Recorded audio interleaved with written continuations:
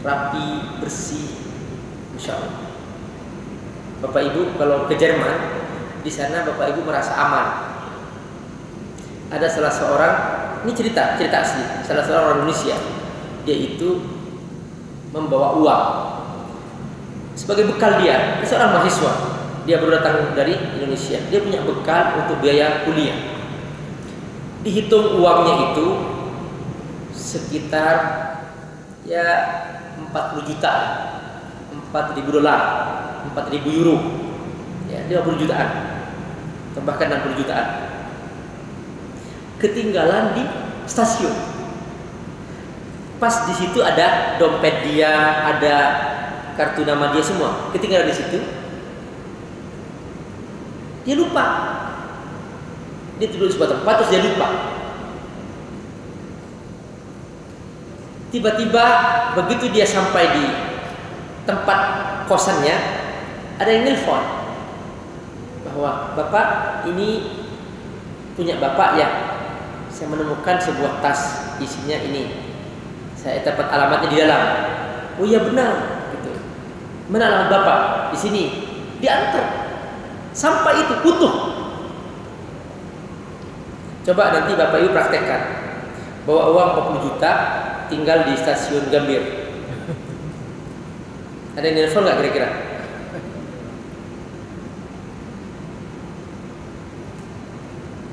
Masya Allah. Pas saya berangkat dari Frankfurt menuju Berlin.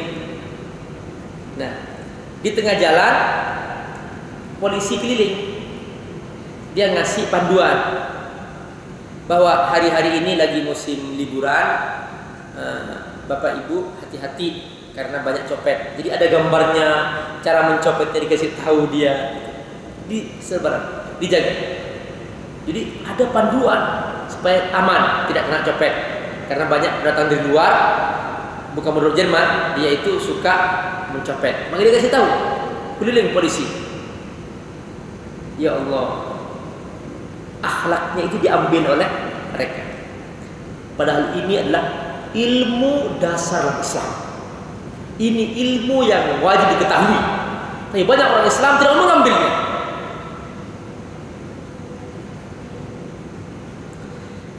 Pengalaman saya di Amerika, saya masuk ke mall.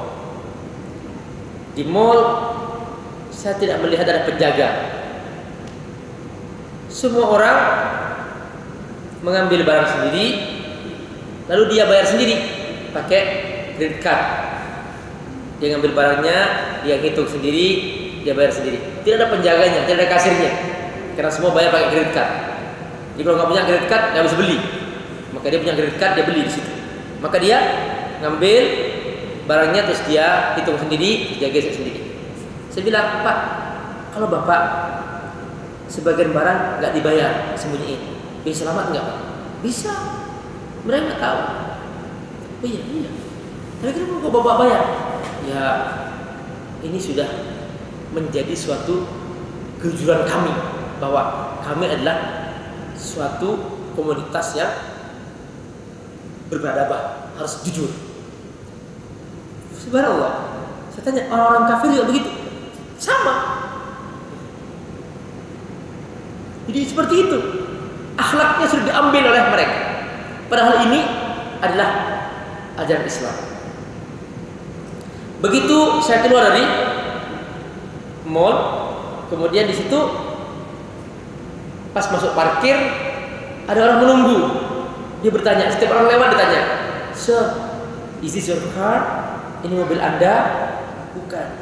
Terus saya tanya, "Kenapa Anda kok tanya begitu? Ada apa?" Saya jawab, "I just crashed this car. Tadi saya nyenggol sedikit nih, agak lecet sedikit. Saya pengen tahu mana pemiliknya, akan aku tanggung perbaikannya." Masya Allah. Kalau dia nggak beriman, dia tunggu orang yang punya aku nyerempet sedikit, ini agak sedikit baret, aku akan bayar. Masya Allah. Di sini Pak, Bu, mobilnya hilang. Bukan hanya baret, mobilnya bisa hilang.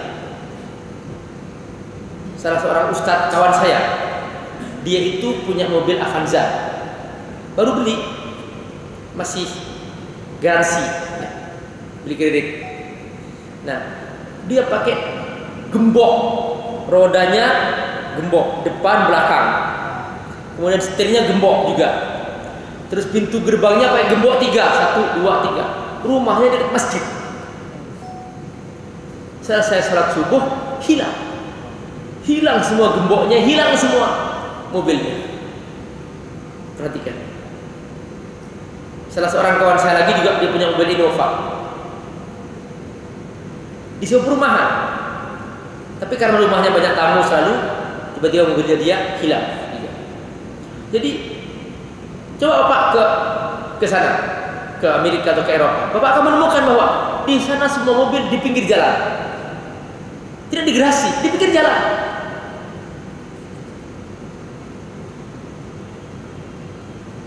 Dan tidak terjadi pencurian dan sebagainya. Nah, ini akhlak, ini perhatikan, ini akhlak yang memberikan rasa aman. Kita mau tidur, untungnya kita punya iman sehingga kita berdoa.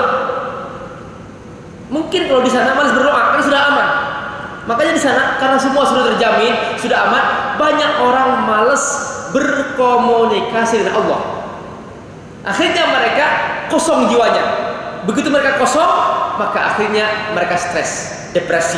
Karena itu di negara-negara maju, semakin mereka maju, 80% mereka adalah alkoholik. Jadi ditemukan data ilmiah di Amerika itu 80% mereka adalah alkoholik. Kenapa? Mereka mengalami kekeringan jiwa, depresi. Kenapa? Karena sudah nyaman, sudah aman. Nah, kita alhamdulillah banyak nggak amannya. Jadi sedikit berdoa kepada Allah, nangis, sehingga kita banyak komunikasi dengan Allah. Saudara. Itu ada untungnya juga. Pilih Bu, mau yang seperti ini apa adanya atau yang di sana.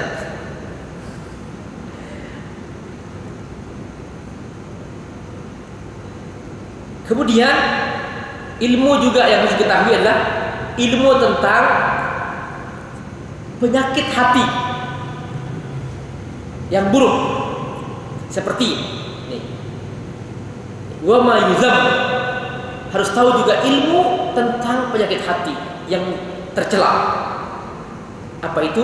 Kal hiqd, seperti dengki, wal hasad, dan hasud, wal ghish, menipu, wal kibr, sombong, wal riya, ingin dipuji orang, ingin lihat orang, wal ghadab, marah, wal adawah, permusuhan, wal baghdha, ya, benci, wal bukhl, kikir.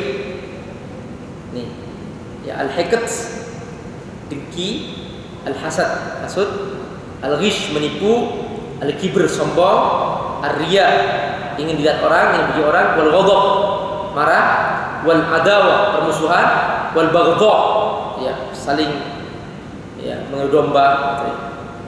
Kemudian wal bukhl, kikir. Nah, di sini dikatakan bahwa inilah ilmu yang harus diketahui. Yang pertama harus diambil dari yang baik dari itu ilmu tentang hati yang baik, maka itu diambil.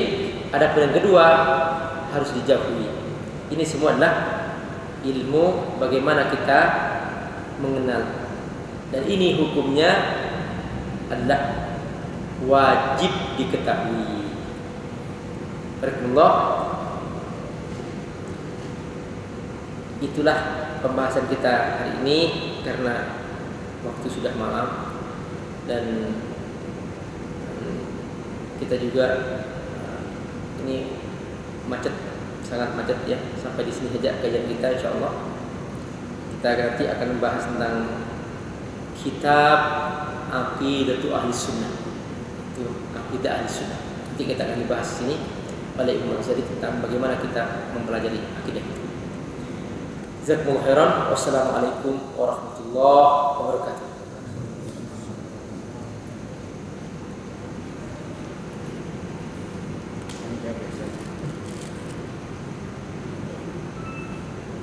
Bapak Ibu yang dirahmati Allah, demikian telah sama-sama kita dengarkan kajian waktu ini.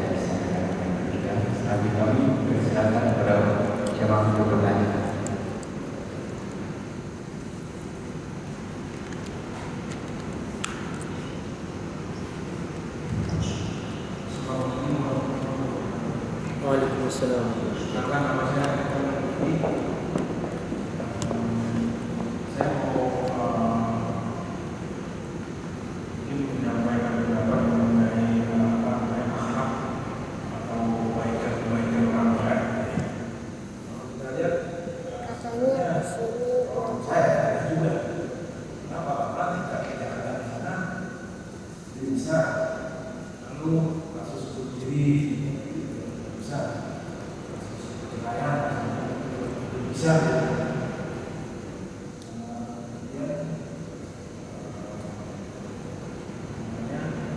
seperti misalnya penipuan banyak juga misalnya yang antara itu musik ya Pak, belum selesai. Apa?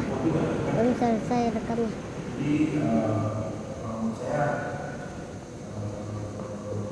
bahwa memang ada yang jujur ya ada sama kita cuma sama Waalaikumsalam. Gini, yang saya sebutkan tadi itu adalah contoh-contoh yang paling menonjol. Ya, coba kalau setiap orang kalau datang ke Eropa atau kemana selalu terkesan dengan kebersihan, kerapian, itu menonjol. Kalau datang ke sungai, ke danau, itu bersih gitu ya.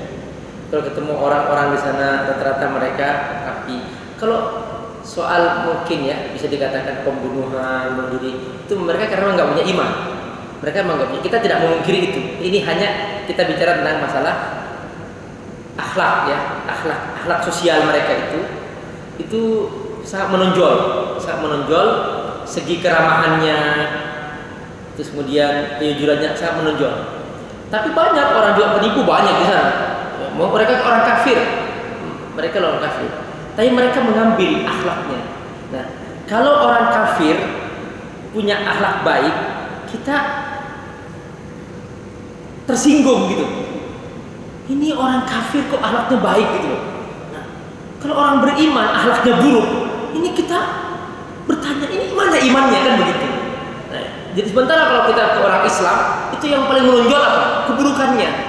Menonjolnya itu banyak. Mayoritas orang Islam itu bisa dikatakan hampir sulit kita menemukan istilahnya ya yang baik lah gitu. Jadi seakan-akan kita merasa tidak aman. Nah, sampai seperti itu kondisinya. Coba di dunia Arab sekarang. Kita contoh, mungkin di sini kita aman-aman saja. Dunia Arab itu lebih dari 150.000 di Syria dibunuh. Perhatikan. Kalau di Eropa coba satu orang terbunuh, heboh nggak televisi? Heboh nggak? Sekarang dunia aman aja. Orang Islam dibunuh lebih dari 150.000 di Syria. Kemudian di Mesir itu sekarang itu berlangsung sudah lebih 10.000 orang Islam dibunuh. Dia hanya berdemo, dibunuh habis-habisan. Aman-aman saja. Coba di sana satu orang dibunuh, dunia heboh. Gitu. Jadi apa ya? Hampir-hampir kita kehilangan akhlak, hampir kehilangan. Nah, kalau orang kafir punya penghargaan terhadap kemanusiaan sebagainya, ini kok aneh, kita ini sudah belajar sebetulnya, itu sebetulnya milik kita. Kenapa kok mereka yang mengamalkan? Nah, kalau mereka memang berbuat jahat, berzina apa, itu memang mereka orang kafir. Memang mereka banyak seperti itu. Hanya yang kita ambil itu contoh-contohnya, ini kenapa kok diambil oleh mereka? Coba katakanlah berdiri di tepi sungai-sungai di Eropa. Lihat, gak ada sampah-sampah, gak ada comberan. Ya Allah, coba kalau di sini kita berdiri di tepi sungai, ya Allah, semua kotoran berkumpul di situ. Nah, padahal Islam mengajar kebersihan.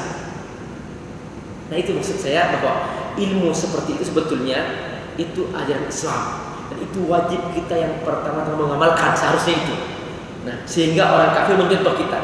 Itu sebetulnya sudah diamalkan oleh saudara-saudara kita pada zaman dahulu, ketika zaman khilafah Utsmaniyah, khilafah Abbasiyah. Itu keindahan Islam luar biasa. Jadi mereka hanya mengkopi sebetulnya. Mereka mengambil dari keindahan itu, lalu mereka kopi dan dilaksanakan oleh mereka. Mereka hanya mengopi, tapi mereka tidak mengatasnamakan Islam. Mereka mengambil karena mereka tahu bahwa ini baik. Mereka ambil. Apa yang baik mereka ambil. Tapi yang namanya syariat, mereka memang orang kafir. Mereka ya berzina, mereka bunuh diri, bunuh diri. Memang itu banyak seperti itu. Mereka kalau mau merampok, banyak yang juga perampok, banyak. Hanya dari segi kemenonjolan itu nampak di sana seakan-akan kebaikan dosa itu sudah nampak menonjol, itu saja. Ya.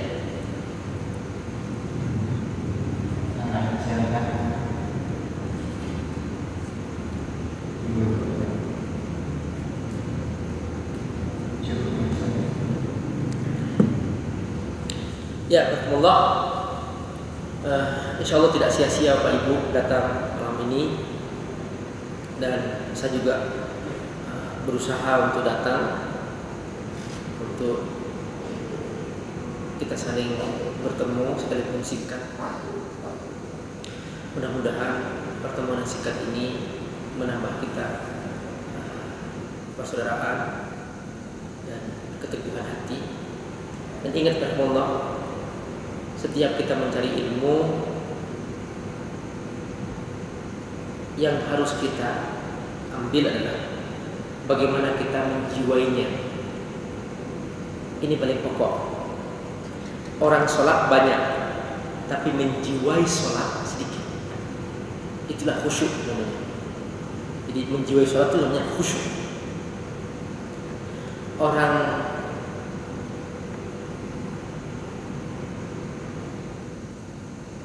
mencintai orang tua banyak, tapi menjiwai cinta pada orang tua itu sedikit. Sehingga dia hanya ketemu orang tuanya sekedar hari raya, atau dia sekedar ngasih uang selesai. Tapi dia tidak pernah mendoakannya, tidak pernah dia menangis karena ingin supaya orang tuanya benar-benar masuk surga. Itu biasa saja.